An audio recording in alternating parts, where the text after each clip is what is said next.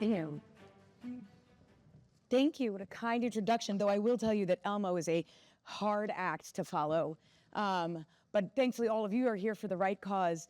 I have with me what I would like to say is the new Middle East Peace Council. So I'm very excited for today's talk because we're going to talk about an angle of Middle East peace that doesn't get the attention that I think it deserves, which is the economic and business arguments for Middle East peace. And we're going to hone in and look specifically at the business and economic arguments for potential peace deals between Israel and Lebanon and Israel and Syria specifically, and looking at the Abraham Accords and the economic benefits and outcomes of those as a case study. Ultimately, we want to answer two questions, which the first is, what is the potential for prosperity for Lebanon and Syria if they were to reach some kind of peace or normalization agreement with Israel? And would that promise of prosperity be enough as an incentive to get to those deals and obviously to maintain them? Now, some of you might be thinking, Hagar, it's kind of an awkward time to talk about this. Things at the UN, for example, today are especially heated on these issues. And I'm not going to lie to you, that's the truth. But that doesn't mean that this work is actually ongoing and that there aren't compelling arguments to be made. So with that, I'm going to introduce my panel. I have next to me Carlos Abadi, who is a financial advisor and the CEO of Decision Boundaries. And he has proposed an economic and business plan for Lebanon that could be included in a potential peace deal. And sorry, I don't know if this microphone is, do you hear me? This is what you like, not this. Okay, good to know. I have next, I'll stay this angle. My left side is my good side anyway. I have Abdul-Hussain, who is a research fellow with the Foundation for Defense of Democracies. He has written extensively on the Abraham Accords, and he has a book coming out on the topic in March of 2026. So be sure to keep your eyes peeled for that. And next to him, I have Ammar Abdulhamid, who is a Syrian pro-democracy activist, and he is a parliamentarian with the World Liberty Congress. And one final note I'll make is that among all of us here, we all together, either from our own backgrounds and also a little bit through marriage, we represent all the major religions of the Middle East, Christian Jewish background, also Jewish background, Lebanese Jewish, mine's Lebanese, Christian and Jewish, Shia, and you're married to a Druze, and Ammar really represents Syria because he literally has all of it in his family, Sunni, Christian, Druze, Alawi. So welcome to the new Middle East Peace Committee. Hussein, I'm going to start with you. The economic outcomes coming out of the Abraham Accords are staggering. And I'm going to share a few of those statistics that came out of a report published by the Heritage Foundation very recently on the Abraham Accords. And I'm going to read those to you. So as soon as the deals were signed in 2020, cooperative agreements and joint projects were launched in the fields of smart agriculture, water recycling, green hydrogen, space and satellites, neonatal cardiology, diabetes care, fintech, and cybersecurity, among many other sectors. UAE-Israeli trade reached $11.5 billion from 2020 to 2025, and that number is projected to grow to $10 billion annually. Trade between Israel and Bahrain started off slower, but in 2024, which is when it kicked off, and I want to make that point because that's after October 27. Sorry, that's after October 7. In 2024, it shot up to 108 million that year. And with Morocco, trade has reached over 450 million. We could go on. I mean, the numbers are really staggering. So you get my drift. So can you comment on the extent to which the economic argument featured as an incentive to getting those deals done? And do you believe those benefits have kept those deals alive, even with the tensions that we've seen grow in the region? Well, absolutely. I think it all started with the UAE and the successful model that they have in Dubai, and which became technically the Mecca of the Middle East and of all corners of the world. And the Emiratis decided that to keep on growing, they had to switch their economy from its reliance on fossil fuel exports to services and knowledge economy. And to do that, you have to change the dominant narrative. So they decided, okay, from now on, we're not thinking in terms of national emotions, in terms of Arab versus Israeli or Palestinian issue or Israeli issue. From now on, we're thinking in terms of national interests. And national interests are best served when you zero national conflict. And they called it at the time a sovereign decision when they signed the Abraham Accords with Israel. Because this broke with the Arab tradition of everyone staying in solidarity with the Palestinians and waiting until after the Palestinians signs peace. The Emiratis broke with the tradition, and the Bahrainis and the Moroccans did too. And that was the incentive. So in their minds, what they were pursuing was economic growth. And this model was supposed to be replicated, whether with the Saudis, Kuwaitis, everybody else, maybe Syria and Lebanon, but they're not there yet. So the main driver has been economic growth. And as you pointed out, it has grown substantially. And now we call it the hot peace, meaning it is active peace, it's people to people, it's not only governments. And we compare it to the cold peace. And the governments that, or the countries that didn't mention, were Egypt and Jordan. And Egypt has had peace with Israel since 1979 and Jordan since 1994. And neither one of these two countries have a fraction of the economic growth and bilateral trade with Israel, because they treat peace as a mere ceasefire. That, there's no normalization, it's just a peace treaty between governments, and we're not engaging in any trade. So the numbers are a fraction of what the Emiratis and the Bahrainis and the Moroccans have. So this illustrates the dividends of peace. If you let economic interests guide you, you will reap the benefits and the dividends of peace. Can make it warmer, basically. Of course. Carlos, you published a very interesting plan, a detailed plan for Lebanon, an economic business plan with investment, and as what would be part of a potential peace deal. So could you summarize the key highlights of your plan, please, and how it would work?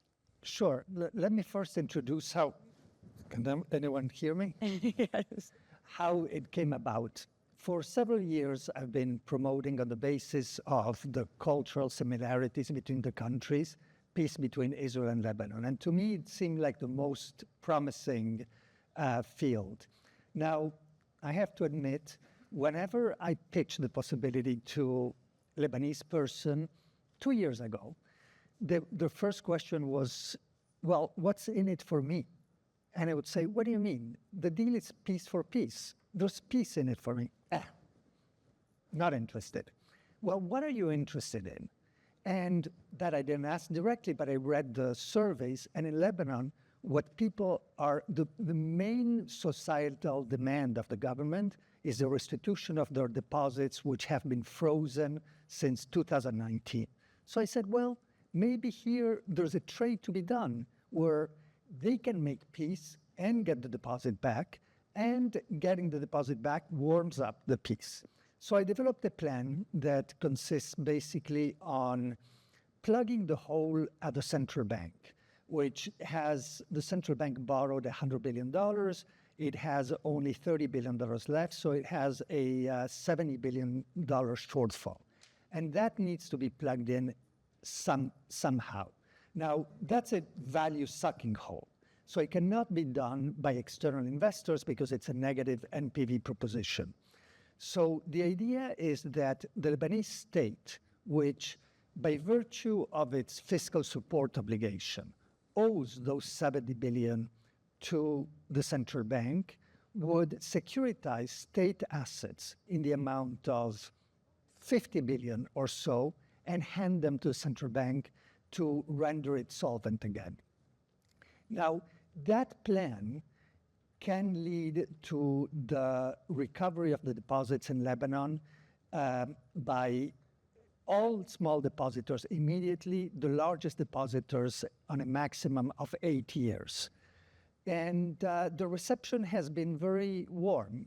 Finally, I believe that I hit a chord where the Lebanese people do assign value to a peace achieved by those means. Very cool. And Ammar, we know Syria and Israel are talking. Yesterday, the president of Syria, al-Shara, was here. He said, though, that the Abraham Accords were a government construct and that he would make peace, and I'm paraphrasing here, when the street makes peace. I hope I got that right? Yep. When the street makes peace.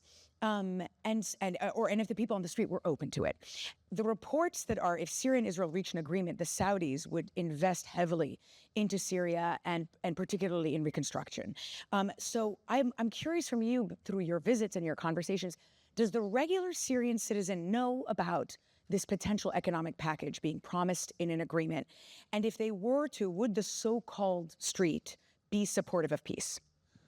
Well, the Syrian street have been ready for peace with Israel since the 90s. I mean, even under the Assad regime, they saw peace with Israel as a way of finally allowing the country to focus on its own affairs and open the markets and open the economic, the political system. Right now, again, they are focused on, and they are willing to accept peace with Israel because they see it as a way for final security to return to the country, for foreign investments to begin pouring in, and for opening a new page. The only problem that they've had was the Israeli bombings. So in fact, it's a very strange how the roles have shifted. At one point, it was Israelis wondering whether Arabs wanted to have peace with Israel. Now it's Syrians wondering whether Israel is serious about having peace with Syria, because the Syrians are saying, we want peace. The government is saying, we want peace. Now, I understand personally why Israel would be skeptical of the current rulers of Syria. A lot of Syrians have their own questions about it. But the reality is the language of peace is being spoken.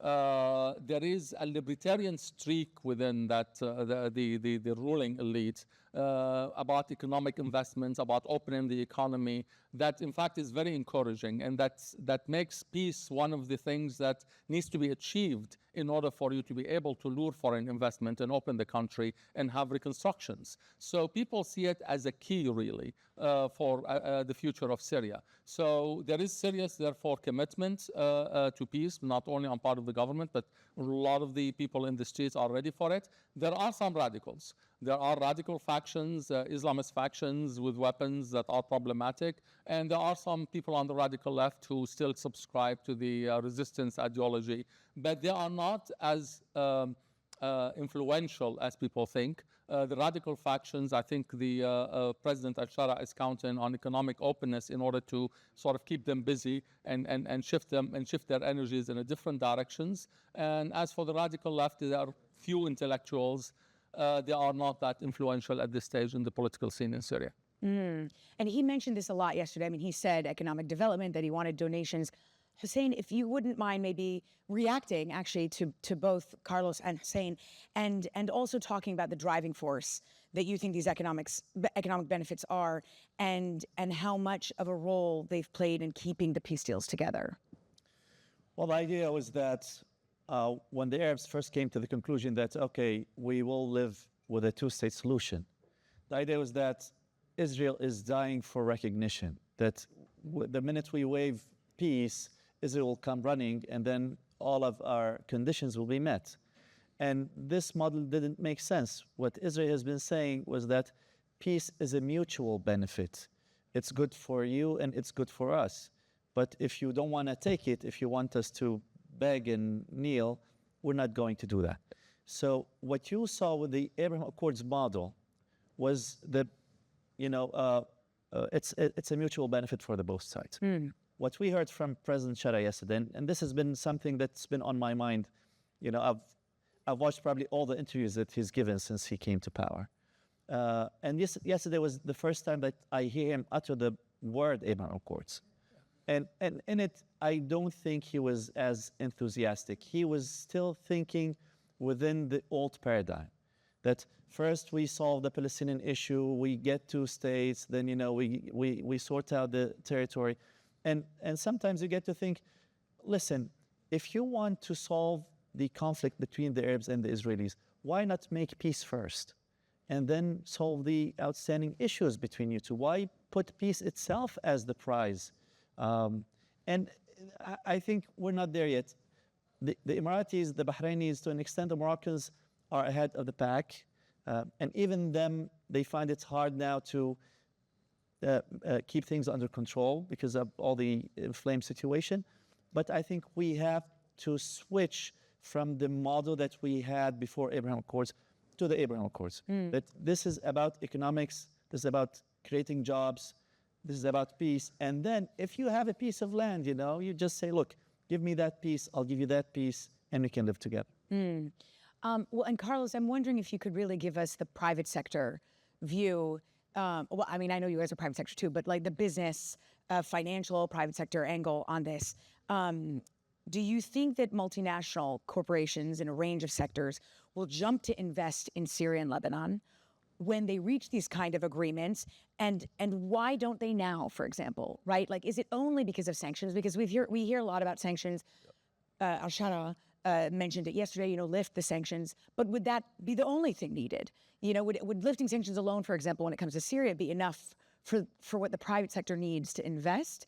What's in it for them, and what are they looking for to invest? Listen, my understanding is that in Lebanon so far, nothing has gone on in terms of investment. Whatever progress the government has made has been declaratory. They've announced a decision to extend their sovereignty throughout the territory of the country, announced their decision to disarm Hezbollah, but not the first kitchen knife has been picked up. So in Lebanon, I fully expect that investors will wait until at least the beginning of the fulfillment of those promises, at least until an irrevocable pathway toward the disarmament of Hezbollah and reestablishment of the sovereignty of the country over the whole territory is achieved. In Syria, I believe sanctions will more. Obviously, Lebanon is not sanctioned, Syria is. And a lot of countries have been focusing on lifting sanctions as the precondition. But I believe that in addition to that, you need, as in Lebanon, the extension of the authority of the state beyond downtown Damascus, which is where it's there. And that's why, in terms of investments, what you see are the ones that are located there, the airport and things like that. So Syria has an almost as challenging time extending its authority over its territory more than Lebanon. Ammar, were you surprised when you learned al-Shara was talking to Israel? And how much does the economic argument factor in his own decision-making?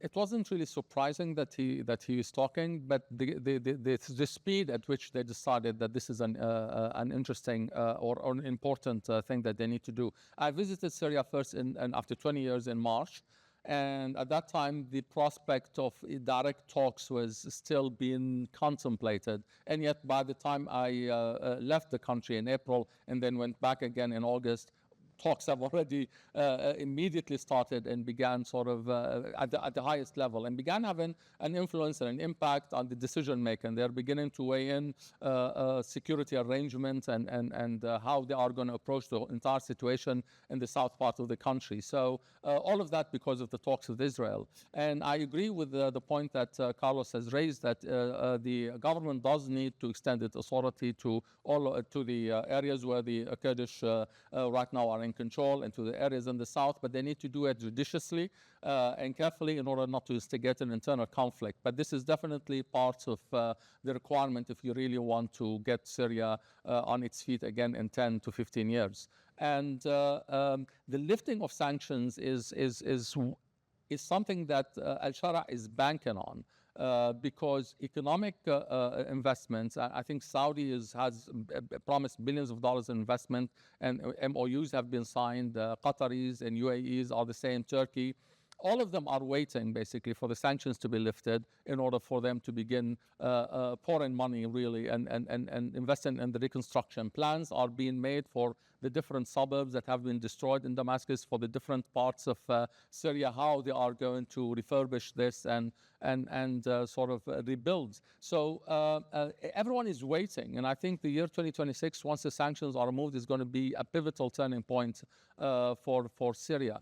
I'm hoping to see that Israel will also become involved in economic cooperation, especially in the south. If they want to have a demilitarized south and they have certain security concerns, fine. But as part of a trust-building measure, if they can also invest in the reconstruction, if they can have economic partnership established, that would pave the way towards a point where the Abraham Accords or something similar to the Abraham Accords will be on the table and Syria can join in. This is what Al-Shara was saying, in fact. He was not rejecting the Abraham Accords completely. One, he's a transitional president. He doesn't yet have the electoral authority to actually sign in and make the compromises needed in the Golan to enter into peace with Israel. But he was actually, I think he doesn't trust right now enough the current administration in Israel because of the bombings that have been taking place. I think trust-building measures are needed. Economic cooperation could be the way to achieve that. Well, and I think that's a good note to end on, which is basically, unlike any other peace plans, it's the idea that if you have this mutual investment, and you've made this point in your plan too, which is that it's not about aid, it's not about throwing money, right? It's that if you invest, money is generated, there's revenue there that grows, that helps, that is mutually beneficial for both sides, mutually beneficial for investors, and for the country itself, it gets that economy going. So thank you all for my panel. Thank you all for being here. I really appreciate it. And we'll hope for peace soon. Thank you. Okay. Excellent.